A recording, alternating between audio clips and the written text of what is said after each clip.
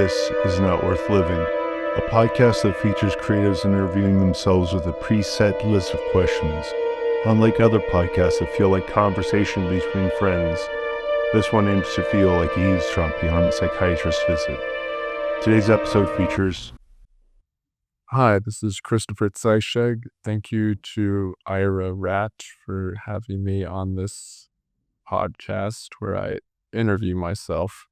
I'm the author of several books, including my most recent novel, The Magician, which is out now on Apocalypse Party Press. That's probably why I've been asked to do this. I'm going to go ahead and answer these questions that Ira has proposed to me and I guess everyone else who's done this. So the first one says, what makes you tick? I think my needs, wants, desires in life are pretty basic. I'm a workaholic. I like to work on my stuff, which at the moment is split between my career in motion design and video post-production and my art practice, which is writing. And for the past decade, that's mostly been writing books. So prose-oriented stuff. And I guess I'm probably addicted to love. I find it most happy when I'm in a relationship, a partnership, whatever. And lately, because I'm getting older and so forth, I feel like my life runs better if I have some good relationship to fitness and so forth. It's probably a mental health and vanity thing. Anyway, the next question is, would you open an envelope with your death date? Probably not. I mean, I'd have some curiosity, but I think I'd like to go on just assuming I'm going to live forever or for a very long time and do my best to make that happen within the means that I have control over. I think that I would just start worrying too much if I knew when this was going to happen. The next question is, what was the first time you remember creating something intentionally? This probably had to do with music. In my early adolescence, I probably started playing guitar when I was, 10 years old, something like that. And all throughout my middle school and high school years and even into early adulthood, I think I was most focused on music. I played in hardcore and metal bands in high school and was in an industrial metal band up until 2018. That's probably the first thing that I remember actively getting into and doing on a very regular basis. Just sitting in my room writing songs. What keeps you motivated is the next question. I think that I'm very good with short-term goals. I kind of have a habitual relationship to my work. I have a harder time sitting down to think of my long-term goals, so that's a bit more of a challenge to me. But on a day-to-day basis, I just know what makes me feel good, what makes me feel like I've accomplished something. And I think my days are best organized when I wake up first thing in the morning and write before I get on to anything else. If I fuck that up more than one day in a row, I don't know, this just has not disastrous consequences necessarily, but yeah, I feel worse about myself because I told myself I'm going to get up and write every day. So if I sort of betray the thing that I tell myself I'm going to do, there's a lack of self-confidence or something that goes along with that.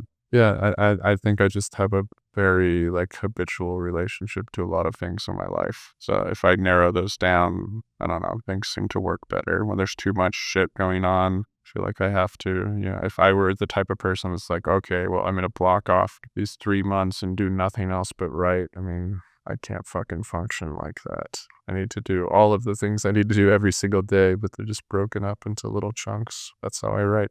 In terms of motivation with anything else, I think it's actually quite similar. What is my latest project is the next question. Well, I just re-released my most popular novel, The Magician, through Apocalypse Party Press. This is something that I first released in 2020 through amphetamine sulfate. It's kind of a piece of autofiction that's blended with noir and horror, and it has a lot to do with a very chaotic period of my life shortly after I retired from the adult industry. At least the performing side of it had been a quote-unquote porn star, but probably less popular than than many others throughout my 20s. And, that seemed interesting to me at the time. I wrote a lot about that, but I had to kind of retire overnight and then had this very tumultuous relationship. And I don't know, I was a hooker briefly and just trying to figure out a lot of things in my life, and sort of just melded that all into the genre stuff that I'm most attracted to, which is usually called like transgressive fiction or horror or something. And it was a multimedia project at the beginning that I collaborated on with several of my friends, some of whom no longer want to be associated with this. But there's a short film we made over the course of like 5 years, just because it was hard to fund it in a short period of time. And then we shot all these photos too and released a self-published art book that's now out of print. But it was kind of like the culmination of what I was trying to do at that time. I think it's kind of hit the end of my rope in terms of my ability to pull something like that off on a completely independent basis. It's just because it was funded predominantly through sex work, and I don't really want to do that anymore. I have interest in continuing to do like visual adaptations of my work, but I'd like to do that in the future through more traditional institutions if that's possible. And if not, I might just say fuck it and stick with what I'm capable of doing on my own, which is writing books. Okay, the next question is, if money was no object, what would be your dream project? Well, it probably would be doing something like adapting a future novel into a film or some kind of visual thing. I don't know. Film is weird because I used to love it. I studied it in school, and then post-pandemic, because my career has switched so much to video editing and motion design, which keeps me at a desk all day. I don't like to get off work and go stare at another screen, so I don't watch movies as much anymore. And I'm also aware that they're kind of having a cultural downfall. I don't think young people are as into this anymore. I think we have prestige television. We have, all this short form content that people make for social media and other web-based apps. We have kind of like emerging technologies like AR and VR and things like that. I'm not as interested in that. I think one of the things that I find extraordinarily inspiring, but I still have not quite wrapped my head around the process, is working in 3D with something like a game engine like Unreal. I've seen younger people, especially in other countries, who basically film performances like you would in a traditional film, but they do this with like motion capture. And they're able to then, create different characters in a game engine and then film this all from different angles. And you kind of have an infinite number of possibilities then. And then you can kind of just iterate this down if you have the technical skills and patience to do it. And I find that really interesting from a technological point of view, but also it kind of mimics, I think, the way that I would write a book, meaning there's like this initial concept that you're really excited about, but then a lot of it is just the iteration on the back end to make this as beautiful and as enjoyable for your audience.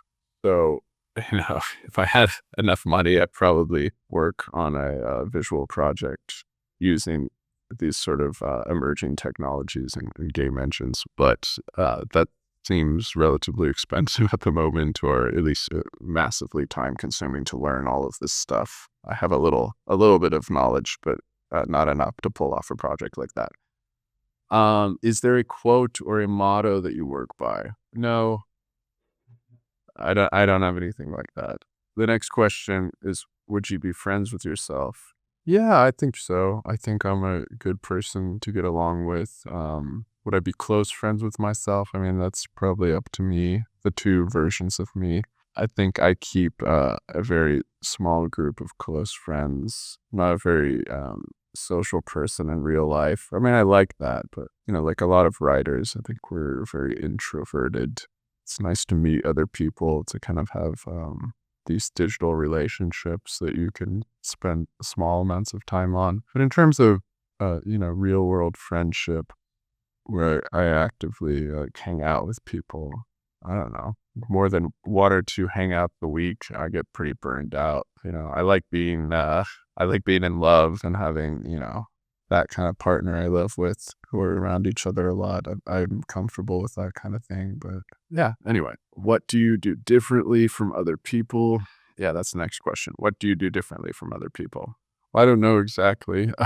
I think one of the things that just, I don't know, it's a strength, but it's allowed me to accomplish a lot over a extended period of time is what I mentioned earlier. Is I think I'm just very good at keeping up with my habits, which include writing. And maybe that's kind of an addiction or something like that if you want to talk about it in a negative context. But I listen to a lot of people talk about their art practice, and there's plenty of people who want to be artists and just don't do it, but it's kind of like a sexy persona. And there's a lot of people who do projects in kind of like a sprint, which I don't think is better or worse than the way I approach things, but I can't really work that way, unless it's like a part of my job or someone's throwing money at me. But to attack something like a novel, I think I just need to be the tortoise and the hare analogy. I mean, it just takes several years, and I just plod along at a very regular pace and then get it done. I know there's